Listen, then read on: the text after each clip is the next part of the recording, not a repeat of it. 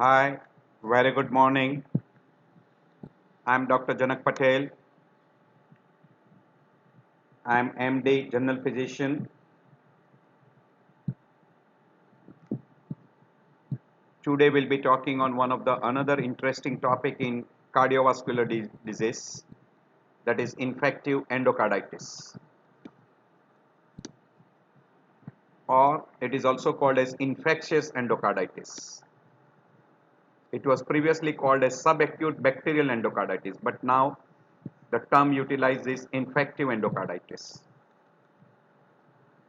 We'll be discussing under these common headings as usual. So by definition, it is a microbial infection of a endothelial lining of the heart, and most commonly valve are involved. So there are vegetation on the valve leaflets. This infection is on the endocardial surface of the heart. The endocardium is contiguous with valvular structures, and therefore inflammation from infective endocarditis affects cardiovascular valves. And the most common valve involved is mitral, second common is aortic. Then comes tricuspid and pulmonary valve. So the commonest valve to be involved by infective endocarditis is the mitral valve. In 2015, there was algorithm which was put forward for the diagnosis of infective endocarditis, that if there is a suspicion, you utilize modified Duke's criteria, and after using that modified Duke's criteria, you put them into a definite group, possible or rejected group, or purely rejected group with low suspicion. Here it is rejected but with high suspicion. And to reconfirm whether it is a native valve or a prosthetic valve, you undergo echo. And in that echo, you try to take the echo criteria, imaging criteria, and cardiac CT. Here you go for echo microbiological studies, then FDG PET scan or SPECT scan, cardiac CT, or imaging for embolic events. And then according to that, there was again a modified diagnostic criteria by which you have to now divide into definite infective endocarditis, possible infective endocarditis, and rejected infective endocarditis. We'll be going through one by one. Now, according to ESC guidelines, there were major criteria, there were minor criteria. In major criteria, it was blood culture positive for infective endocarditis, where you detect on a two separate blood culture a typical microorganisms. The most common microorganism was Streptococci viridans and Staphylococci aureus. These two were the most common organism. And there was a second group called as a Hessex group. In community acquired, you can have Enterococci in absence of primary focus. Microorganisms were persistently positive in a blood culture, and single positive blood culture for Coxiella burnetii was also taken, and antibody titer more than 1 in 800 was taken as positive. So this was major criteria. The second criteria which was utilized for confirmation of diagnosis of infective endocarditis was imaging studies, where echocardiography was first taken as the major criteria, then was PET scan, and then came what we call as cardiac CT, out of which the echo is cheap and very easy. On echo, if you demonstrate vegetation, or you demonstrate abscess, pseudoaneurysm, or fistula, valvular perforation or aneurysm of valvular structures, new partial dehiscence of prosthetic valve, etc., was considered as a positive criteria. So this was the two major criteria. Among minor criteria, the predisposition such as predisposing heart condition or injection drug use, fever more than 38 degree, vascular phenomena which includes those detected only by imaging like arterial emboli, septic pulmonary infarcts, mycotic aneurysms, intracranial hemorrhage, conjunctival hemorrhage, and Janeway's nodes. These were vascular phenomena. Some of those can be detected by imaging and some of those can be seen clinically like conjunctival hemorrhage and Janeway's node, which were clinically easily identifiable. As far as immunological phenomena is concerned, glomerulonephritis, Osler's nodes, Roth spot, and are effector in blood. While Osler's nodes and Roth spot you can identify by doing fundoscopy, and Osler's node clinically you can identify. So these were the criteria, and you can demonstrate by urine examination and biopsy glomerulonephritis. There was a fifth criteria in minor, that is microbiological evidence of positive blood culture but does not meet the major criteria, and serological evidence of active infection by the organisms.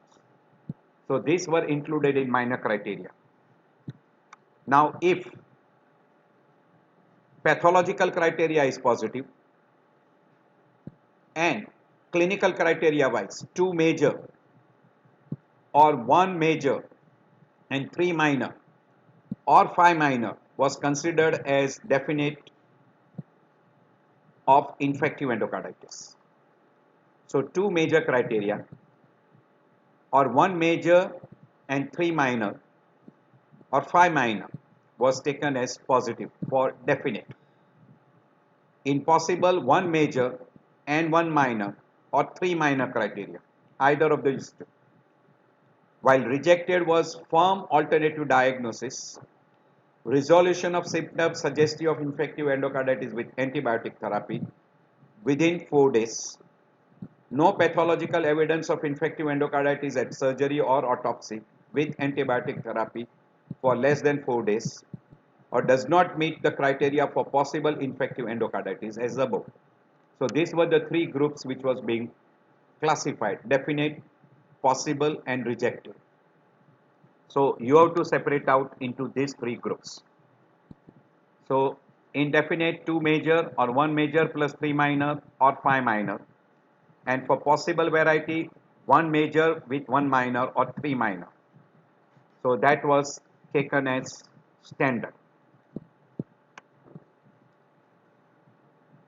Now on surgery or on echocardiography, what are the criteria which are given here? Vegetation, abscess, pseudoaneurysm, perforation, fistula, valvular aneurysm formation, dehiscence. If you demonstrate this, it was taken as a positive criteria. So in a clinically suspected infective endocarditis, you can go for the transthoracic echo or a transesophageal echo. And depending upon that, what are the echocardiography findings, you label them into different groups. So you can put them into clinical suspicion groups, into high suspicion and low suspicion, etc. There are some terminology which are very frequently utilized. One is infective endocarditis. There was one term called as subacute bacterial endocarditis, but that is now replaced by infective endocarditis. There is also one term called as acute bacterial endocarditis. And depending upon the etiology, bacterial, viral, fungal, or non-bacterial. And non-bacterial in short term it is called NBE.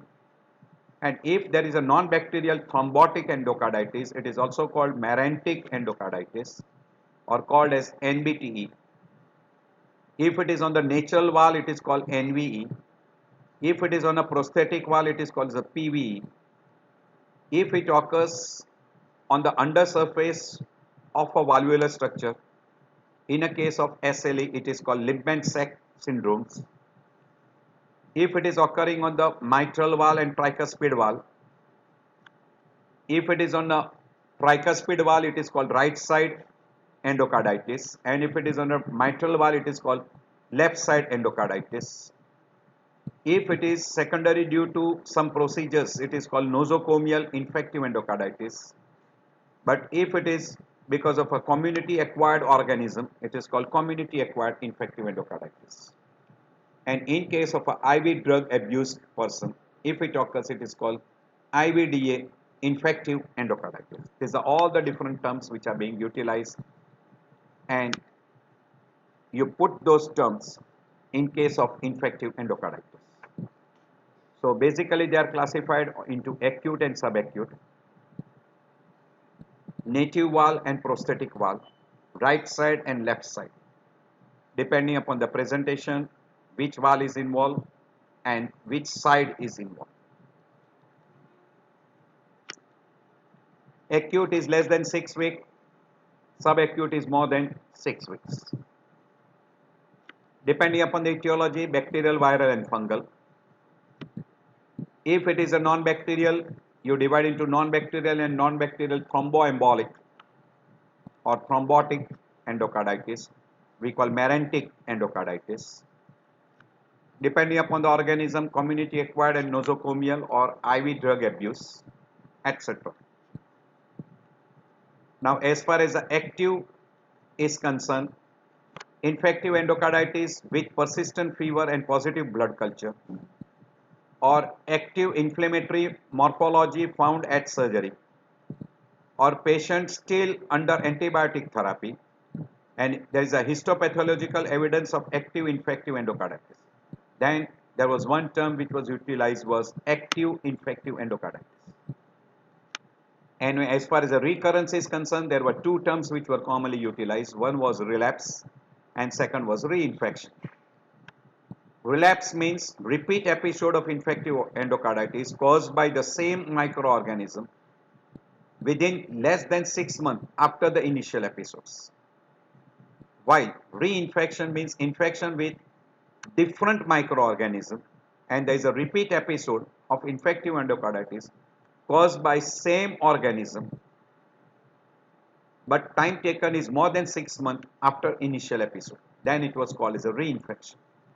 So these were these three terms: active, recurrence and in recurrence, relapse and reinfection. We already mentioned left side, right side, and device related. You can have a pacemaker, cardioverter, etc. And according to the organism, nosocomial, non-nosocomial, or we call acquired immunity, acquired or community acquired infection, and intravenous drug abuse. These were the different terms which were being utilized.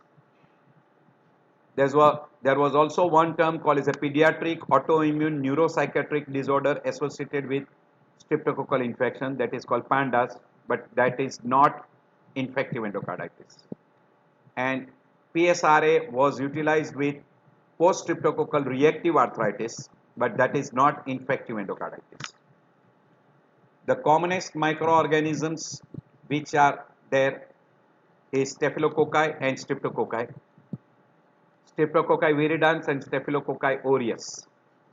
The commonest valve which is being involved is mitral, second is aortic, third comes both together mitral with aortic, and then last is tricuspid and pulmonary, which are absolutely rare.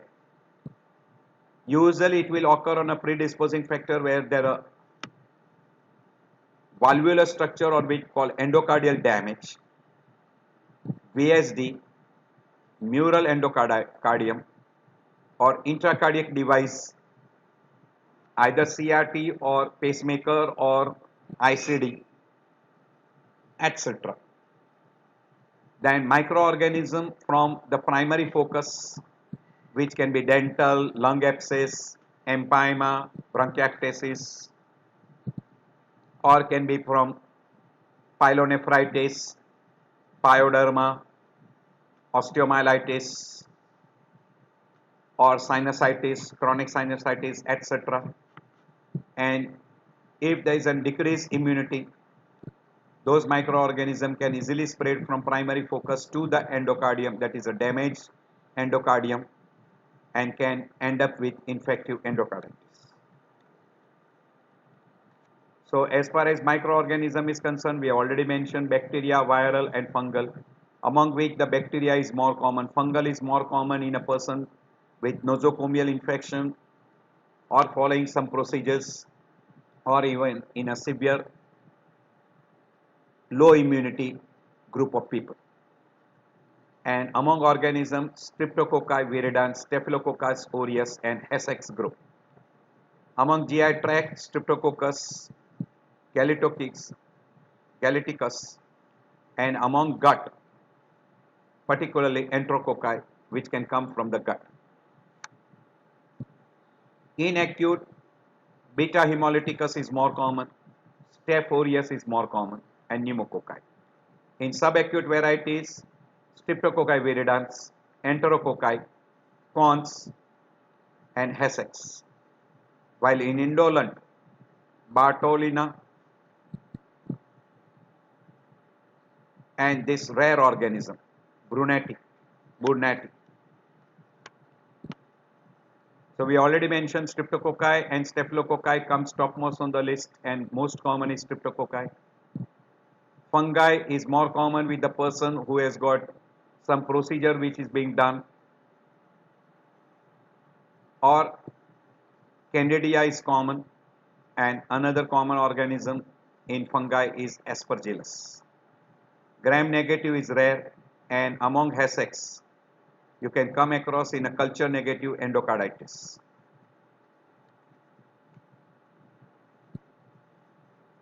In a native wall, these are the organism. Again, you can see Streptococci is more common than Staphylococci. Also in prosthetic valve, Streptococci and Staphylococci is the most common organisms. The name in a Essex group, it is very difficult. Even I don't remember all these names. Haemophilus, Actinobacillus, Cardiobacterium, Echinella and Kingnella. You can see among the most common organism, this is Staphylococcus aureus. The second big group is Streptococci viridans, 19%, and this is 31%. And then Staphylococci, this is another Staphylococci. Then this is another Streptococci. You got a Essex group, etc.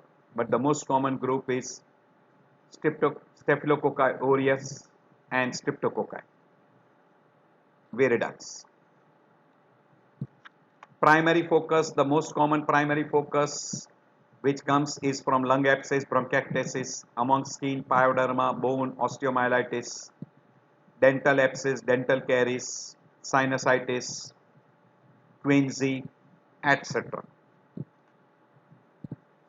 We have already told you the risk factor or a predisposing factor. You must have a valvular damage or prosthetic valve, IV drug abuse, intravenous catheterization, shunt procedures, pacing, ICD, CRT, etc. Even it is common in congenital heart disease like VSD, ASD, PD8, tetralogy of Fallot, degenerative cardiac disorders, immunocompromised host, HIV infection, steroids in a drug addicts, the person who undergoes tattooing or dental work, or even if a person has got gum injury or dental injury secondary to brushing, etc. So these are all many malignancy, thyrotoxicosis, diabetes mellitus, person with severe anemia, neutropenia, sorry R is missing here, pancytopenia, anti-cancer drugs, person who is on steroids, bone marrow failure, radiotherapy, radioisotope therapy, etc. All these are precipitating factor where your immunity is markedly low, and that will can involve prosthetic valve as well as natural valve. These are some of the conditions where you can have, this is a prosthetic valve, this is a pacemaker where you got an insertion of a what we call is a pacemaker lead into ventricle or into atria, and that you can have a high chance of getting infective endocarditis because of damage to the endocardium. This is prosthetic valve. This is skin infections, drug abuse, alcoholic, and sepsis decreases the immunity, diabetic, neutropenia, immunosuppression patients who are on steroids or on anti-cancer drugs, radiotherapy, etc. Even following a GI procedures like barium enema, colonoscopy, genitourinary procedures like prostatectomy, etc. also can end up with tooth extraction, periodontal surgery, teeth cleaning, teeth brushing, flossing, toothpicks use. Chewing food also can involve because that can also produce damage. Biopsy, suture removal, orthodontic bands, tonsillectomy, adenectomy, bronchoscopy, respiratory tract procedures like draining abscess, empyema, etc. can be also predisposing factors. Central venous catheter, bladder catheterization, endoscopy, staving, skin and musculoskeletal infections. These are some of the factors. Immunocompromised hosts like HIV, cancer patient, leukemia, lymphomas, etc. Now we go to what we call as a pathophysiology. Basically, the person has to have an endocardial surface being damaged, either by valvular structures damage like valvular heart disease, maybe because of rheumatic or maybe other condition which produce a damage to the endocardial surface of valvular structures, or maybe a congenital heart disease, maybe a cyanotic heart disease. Now on this damaged valve, you get a bacterial vegetation if the bacteria enters into the body either by direct entry, that is via different procedures like CRT, ICD, or pacemaker, or some surgery, or in a IV drug abuse, or from a primary focus, secondary due to decreased immunity. In those conditions also the microorganism can easily form a vegetations. Once it forms a vegetation on a valvular structures, it will release endotoxins. Those endotoxins will produce general symptoms and signs like fever, body ache, lassitude, backache, headache, nausea, vomiting, loss of appetite, etc. As well as it releases endotoxins which will produce local inflammation and damage to the valvular structures. And because of that damage, you can get an acute valvular involvement or a chronic valvular involvement. In an acute valve, there may be destruction of the valve leading to regurgitation, and chronic damage can end up with fibrosis and can end up with regurgitation or stenosis. Because of the turbulence of the flow, this infective endocarditis vegetations on a valvular structure can get dislodged and give rise to what we call as an embolic phenomena. And secondary to embolic phenomena, you can get thromboembolism, and which will be infective material. It will give rise to brain abscess, meningitis, lung abscess, pyelonephritis, or even joint involvement, bone involvement, etc. It also gives rise to what we call as an embolic phenomena we call as a Osler's node. But in case of immunological mediation, there is an immunological response and it can give rise to immune mediated findings like glomerulonephritis, Roth spot, or Janeway's nodes. So this will be the different findings what you can come across in a pathophysiology. So we have already explained all those parts. So organism, adherence, vegetation formations, then damage, local damage to the endothelial surface and gives rise to vegetation formation. You can have a uninfected platelet fibrin formation, that is we call as non-bacterial thrombotic embolism, or you can have a transient bacteremia, proliferation, and then friable material, gets dislodged and gives rise to embolic phenomena. So it can give rise to local destruction, embolic phenomena, hematogenous spread, and antibody response. Any one of this. I've already mentioned all those things. Commonest site is mitral and aortic valve. So mitral and aortic valve is the most commonly involved. You can have a bacteremia producing all symptom signs secondary due to bacterial toxins. And depending upon the hemodynamic factor on whether it will be on a site where there is a maximum turbulent flow which is producing a damage to the valvular structures. And commonest complication we already mentioned, embolic phenomena, local spread, distant embolic phenomena, and formation of an immune complex, glomerulonephritis, arthritis, etc. Embolic may be septic or sterile, etc.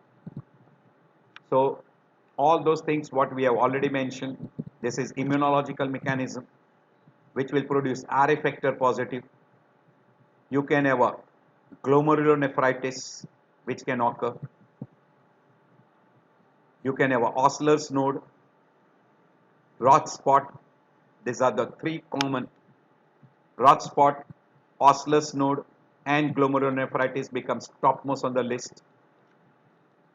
If you get an infected emboli blocking the vasa vasorum, then you can have formation of a mycotic aneurysms. In CNS, you can get mycotic aneurysm or you can get an infective emboli producing meningitis and lung brain abscess. In a spleen, splenic infarcts and splenic abscess formation. In lung, you can get pulmonary embolism, pneumonia, pleural effusion, empyema, etc. So, clinical features you can divide into general symptoms and signs like fever, with chills or without chills, anorexia, malaise, loss of weight. Clinical signs wise, anemia, which will be very commonly normochromic, normocytic, mild splenomegaly, microscopic hematuria, proteinuria. You will have a changing heart murmur on cardiovascular auscultation, and person can precipitate congestive heart failure. Immunological, dermatological signs wise, Osler's nodes, and embolic signs like Janeway's nodes. Person can also develop Roth spot, which can be easily detected by fundoscopy. You will have elevated gamma globulins, ESR, CRP will be elevated, RA factor may be positive. So this will be all the different. We have already mentioned previously the Duke's modified criteria, that is two major or one major with three minor or five minor.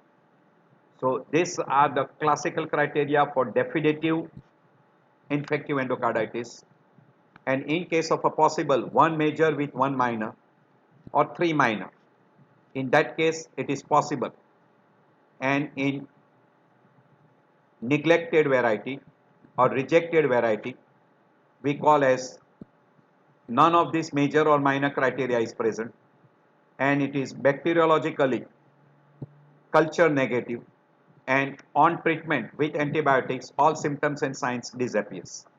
So that will be typical. You can see here the most common symptoms is fever, chills, weakness, dyspnea, anorexia, weight loss. These are all clinical symptoms and signs. Headache, myalgia, all those symptoms and signs. As far as signs are concerned, fever, cardiovascular murmur, particularly changing murmur, then new murmur, embolic phenomena, Osler's node, petechial hemorrhages, splinter hemorrhages, Janeway's nodes, splenomegaly, all those clinical symptoms and signs. So do look for all these signs, they are important. You will have a finding because of the damage to intracardiac structures, because of embolization, because of hematogenous spread and bacteremia, and because of immune complex mechanism like Osler's node, glomerulonephritis, or Roth spots. So we have already mentioned all these findings. These are cardiac investigations.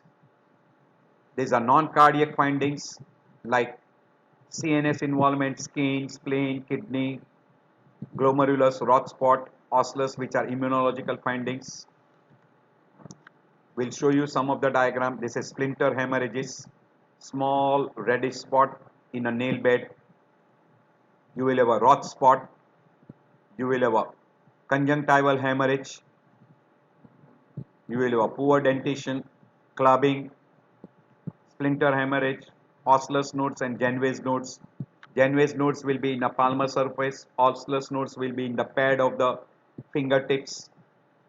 Fever, changing murmur or new murmur, embolic phenomena, and splenomegaly, urine showing you proteinuria, hematuria, and you will have a RBC cast. This is almost showing you a complete picture of an infective endocarditis. A common symptom signs because of infections, which can be infective pathophysiology, damage to the heart, producing a murmur, embolic phenomena, and immunological phenomena, which can be there. I've already mentioned that will be, we call Osler's node, Roth spot, and symptom signs of glomerulonephritis. These are all those things again shown. These are Genway's nodes. These are petechial hemorrhages. These are splinter hemorrhage. This is splinter hemorrhage. This is what we call as a Genway's nodes. Petechial hemorrhage. This is Roth spot. This is Genway's node. This is conjunctival hemorrhage. These are all the different findings you can see. We've got lot of diagrams. This is showing you pneumonia with empyema. This is spleen showing you abscess. These are mycotic aneurysm, conjunctival hemorrhage. These are Genway's nodes, and this is brain abscess. So Genway's node will be in almost 10%, Roth spot 5%, splinter hemorrhage in 15%, Osler's nodes in 10 to 25%, and clubbing is a very common feature. These are the common peripheral stigmata, of which Roth spot and Osler's nodes are immunological finding. This you can detect by fundoscopic examination, while Genway's, splinter hemorrhage, clubbing, and Osler's nodes you can detect by clinical examination. These are what we call as Osler's. These are splinter hemorrhages, Roth spot. These are Genway's nodes. These are Genway's nodes. These are Genway's nodes. So Roth spot, splinter hemorrhage, splinter hemorrhage. These are Osler's node. This is Genway's nodes. So again, Osler's nodes, splinter hemorrhage. These are Genway's nodes, and these are Roth spots. Roth spots. These are Roth spots, hemorrhages with Roth spot formations. So Genway's nodes are in a palmar surface, Osler's on the tip of the finger. You can have a clubbing and splinter hemorrhage in a nail bed. Again, repeated multiple diagrams are there. Splinter hemorrhages, conjunctival hemorrhage. This will be Genway's nodes. These are Osler's nodes. These are Genway's nodes. This is Osler's. This is Genway. These are Genway's nodes. These are Osler's node. This is Genway's nodes. Genway's nodes are non-tender red spots, irregular in outline, non-hemorrhagic, and blanches on pressure, usually on the palmar surface or on the sole. So they are non-tender, mainly seen in a palmar and sole, while Osler's nodes on the tip of the finger, they are pink. Remember 4 P's: pink, painful, pea size, and on the pulp of the finger or the toes. So these are Osler's and these are Genway's nodes. These are tender, these are non-tender. Just remember that way, that is also enough. These are all petechial hemorrhages on the subcutaneous surface. These are in oral cavity. These are conjunctival hemorrhage. This is in the skin. These are splinter hemorrhages. These are splinter hemorrhages. This is clubbing.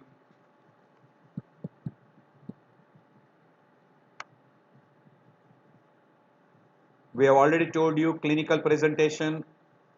We have given you the previous slides showing you in which you have definite criteria, possible and rejected criteria. This is by utilizing what we call as an echocardiography. At your leisure time you can go through, in which you got a high suspicion and decreased suspicion, or we can put them into rejected groups. Already we have almost covered. Blood culture is the main gold standard for confirming the diagnosis of, we call pathological criteria, for confirming the diagnosis of infective endocarditis. And second gold standard is echocardiography. And then comes what we call as the imaging studies like CT or PET scan. Clinical criteria wise, changing murmur, new murmur, ECG, you can have a PR prolongation, X-ray chest, cardiomegaly, and in CBC, anemia, normocytic normochromic, leukocytosis, increased ESR, CRP elevated, and urine showing you proteinuria, RBC cast, and RBC. So these are some of the investigation which will be commonly being asked for. So echocardiography is most important part, and second most important part is a blood culture. ECG non-specific, chest X-ray non-specific, CT and MRI may help you to identify in some of the cases, but most important part is PET scan. Cardiac catheterization usually is not confirmative. It will help you to identify the site of damage, etc. Blood culture is most important part, and this is idea regarding a blood culture.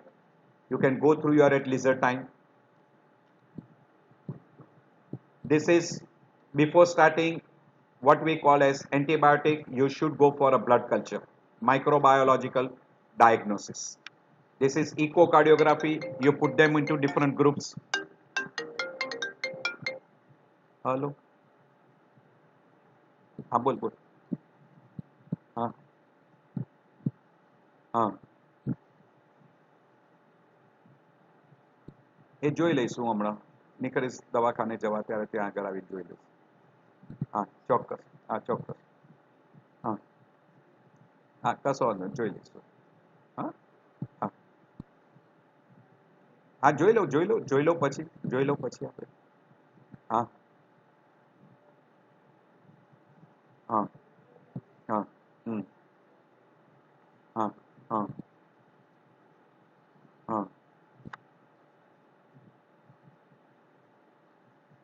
હા વાંધો નહીં. એ તો થોડુંક સમજાવીશું એટલે જે હા ચોક્કસ. ના એમને એમનું કશું પેલું નહીં, અને આમાં થવાનું આ પેલું જે કિડનીને ડેમેજ થયું હોય ને એટલે એમાં એ થોડુંક પેટમાં દુખે.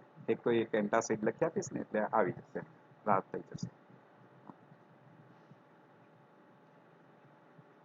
હા અચ્છા, એ તો ચાલવાનું હવે મુખ્ય આ તો બધી વસ્તુ બનવાની જ છે. હા ચોક્કસ. હા ચોક્કસ. હા હા હા ઓકે. હા ચાલો. હા ચોક્કસ. હા ચોક્કસ. હા હા હા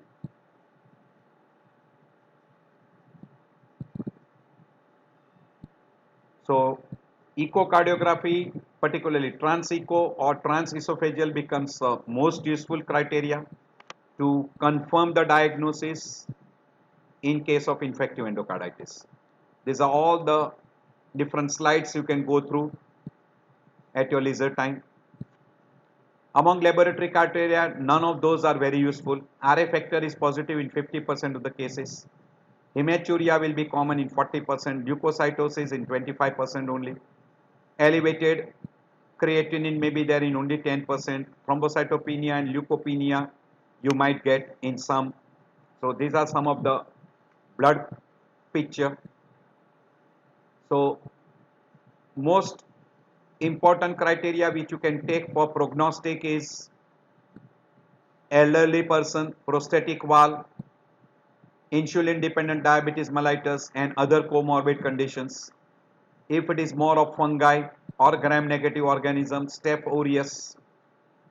If a person has got complication, they've got usually poor prognosis like heart failure, CKD, stroke, septic shock or periannular complications.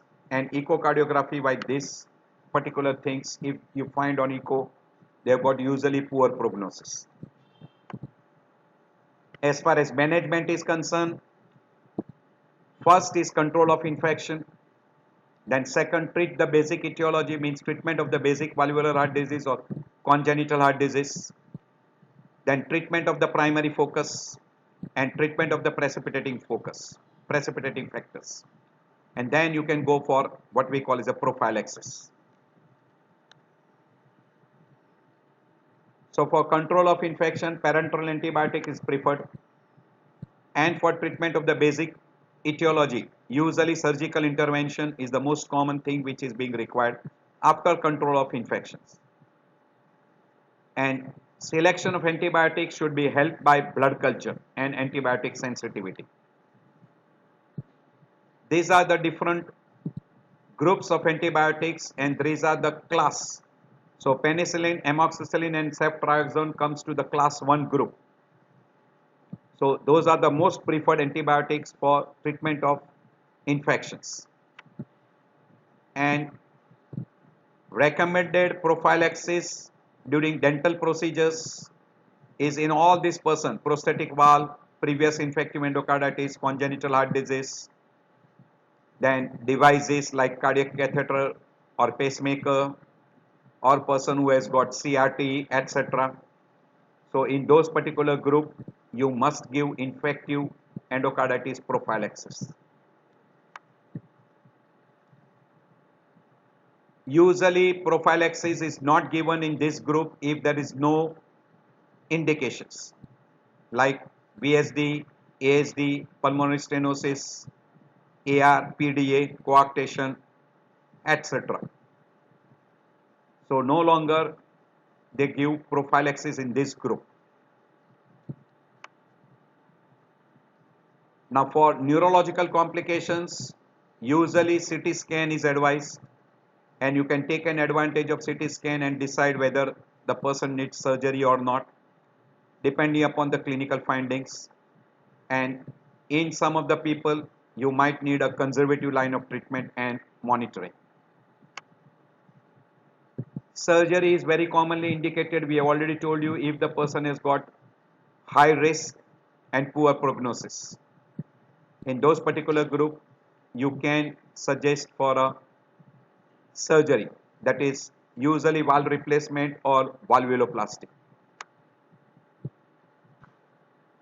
Echocardiographic feature for surgical interventions are this. At your leisure time you can go through if you are interested.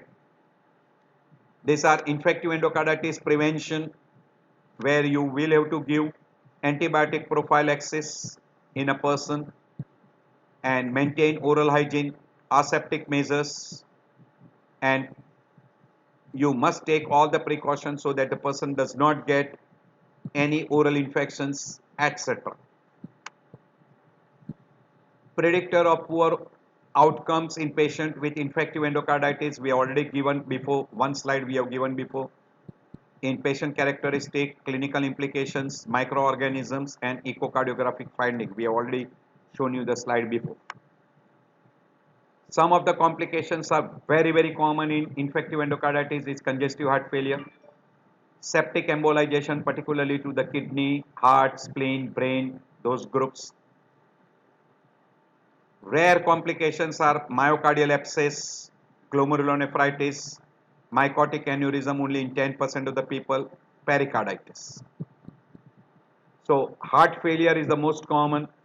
Second common is septic emboli, that is second common, or you can have an embolic phenomena producing stroke and MI, and rare is glomerulonephritis. So these are all the different neurological complications: mycotic aneurysm, embolic phenomena, local invasions, glomerulonephritis, etc. So we have already put this before also: embolic complications, local spread, metastatic, that is distance embolization, and immune complex disorders like glomerulonephritis. This is embolic complications. These are stroke, myocardial infarction, ischemic limb, pulmonary embolization, septic embolization in spleen and renal, metastatic spread into brain producing meningitis, brain abscess, encephalitis, osteomyelitis, kidney, spleen, soft tissue, and joints. Cardiac complications, we already mentioned congestive heart failure and acute MR, acute AR, very, very common. Systemic embolization also we already mentioned, recurrent fevers. So I end my lecture here. I hope this will be helpful to you. You will come across very frequently in your everyday practice, and almost it is quite easy to suspect and confirm the diagnosis by echocardiography and by blood culture. So I end my lecture here.